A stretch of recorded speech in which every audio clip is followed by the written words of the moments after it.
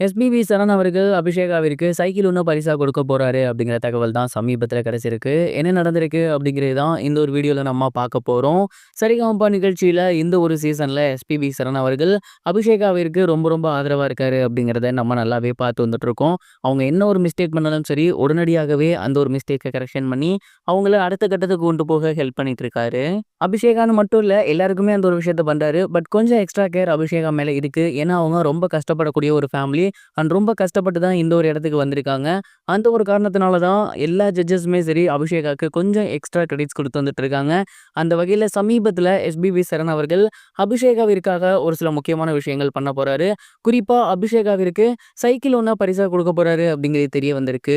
அபிஷேகா அவர்கள் இப்போ வரைக்குமே ஸ்கூல்ல இருந்து வீட்டுக்கு நடந்து தான் போவாங்களாமா. அண்ட் அதே மாரி வரும்போதும் நடந்து தான் வருவாங்களாமா. அண்ட் இந்த ஒரு விஷயத்த வந்து அவங்க ரீசென்ட்டா ஷேர் பண்ணியிருந்திருக்காங்க. அண்ட் இத கேட்டதுக்கப்புறம் "ஏன் சைக்கிள் இல்லையா? சைக்கிள்ல போயிட்டு வரலாம்ல" அப்படிங்கிற மாரி சரண் அவர்கள் சொல்லியிருந்திருக்காரு. அண்ட் அப்ப வந்து அவங்க "இல்ல என்ட்ட சைக்கிள் இல்ல" அப்படிங்கிற மாரி சொல்லியிருக்காங்க. ஸோ இத பார்த்ததுக்கப்புறம் எஸ்பிபி சரண் அவர்கள் என்ன முடிவு பண்ணியிருக்காங்க அப்படின்னா, கண்டிப்பா அபிஷேகாவிற்கு சைக்கிள் ஒண்ணு எடுத்து குடுக்கணும். அவங்க ஸ்கூலுக்கு போயிட்டு வரதுக்கு அது யூஸ்ஃபுல்லா இருக்கும் அப்படிங்கிற மாரி முடிவு பண்ணியிருந்திருக்காரு. அண்ட் இந்த ஒரு வாரம் முடிஞ்சதுக்கப்புறம் கண்டிப்பா அபிஷேகாவிற்கு அவரு சைக்கிள் எடுத்து குடுக்க போறாரு அப்படிங்கிறது தெரிய வந்திருக்கு. ஒவ்வொரு சீசனுமே ஜட்ஜஸ் எல்லாருமே அங்க இருக்கக்கூடிய கஷ்டப்படுற குழந்தைகளுக்கு ஏதாவது ஒரு ஹெல்ப் பண்ணி வந்துட்டு இருப்பாங்க. அவங்களோட வாழ்வாதாரத்த மாத்தணும் அப்படிங்கிறதுக்கு ஏதாவது ஒண்ணு பண்ணுவாங்க. அந்த வகையில இந்த ஒரு சீசன்ல அபிஷேகா அவர்கள் ரொம்ப கஷ்டப்படக்கூடிய ஃபேமிலிலேருந்து தான் வந்திருக்காங்க.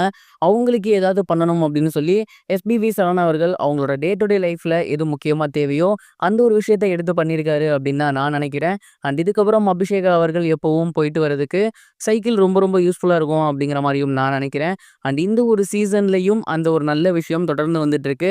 எல்லா சீசன்லயுமே சரிகமபா யாரோ ஒருத்தரோட வாழ்க்கைய மாத்திட்டு இருக்குன்னு நான் நினைக்கிறேன். நீங்க இத பத்தி என்ன நினைக்கிறீங்க? மறக்காம கமெண்ட் பாக்ஸ்ல ஷேர் பண்ணுங்க. இது ஒரு புறம் இருக்க, பிரபல டைரக்டர் மற்றும் நடிகரான பிரதீப் ரங்கநாதன் அவர்கள் ரீசென்ட்டா ஒரு ஈவென்ட்ல யங்ஸ்டர்ஸ் கிட்ட ஒரு சில முக்கியமான விஷயங்கள ஷேர் பண்ணியிருந்தாரு. குறிப்பா அவர் என்ன சொல்லியிருந்தாரு அப்படின்னா, இங்க இருக்க எல்லாருக்குமே ஏதோ ஒரு விஷயத்துல சாதிக்கணும் அப்படிங்கிற எண்ணம் இருக்கும். அப்படி அந்த ஒரு எண்ணம் இருக்கு அப்படின்னா, நான் சொல்லப்போற விஷயத்த தயவு செஞ்சு எப்போதுமே பின்பற்றுங்க. உங்களுக்கு ஒரு விஷயம் வேணும்னா, அத முதல்ல கேட்டு பழகுங்க. ஹெசிடேட் பண்ணிட்டு, தயங்கிக்கிட்டு, கேட்கலாமா வேணாமா? அத பண்ணலாமா வேணாமா? அப்படிங்கிற எண்ணத்துல எப்போதுமே இருக்காதீங்க. உங்களுக்கு என்ன வருமோ உடனடியா அத பண்ணிருங்க. கொஞ்சம் கூட காலதாமதமே பண்ணாதீங்க. நான் ஏற்கனவே சொன்ன மாதிரி தான் எப்போதும் முதல் படி மட்டும் தான் கஷ்டமா இருக்கும். அடுத்தடுத்த படிகள் ரொம்பவே ஈஸியா இருக்கும். ஸோ உங்களுக்கு எதுனாலுமே முதல்ல ஹெசிடேட் பண்றத நிறுத்திட்டு, உடனடியா அத கேளுங்க. உடனடியா அத பண்ணுங்க. அடுத்த கட்டத்துக்கு அது உங்கள கொண்டு போகும். இதுதான் என் சைட்ல இருந்து உங்களுக்கு நான் குடுக்குற அட்வைஸ் அப்படிங்கிற மாரி சொல்லியிருந்தாரு. அண்ட் இந்த ஒரு விஷயம் இப்ப சோசியல் மீடியால ரொம்பவே வைரலா போகுது. எந்த ஸ்டேஜ்லயுமே பிரதீப் ரங்கநாதன் அவர்கள் அடுத்து வரவங்களுக்காக ஏதாவது ஒரு ஹெல்ப்ஃபுல்லான விஷயம் சொல்லிட்டே தான் இருக்காரு.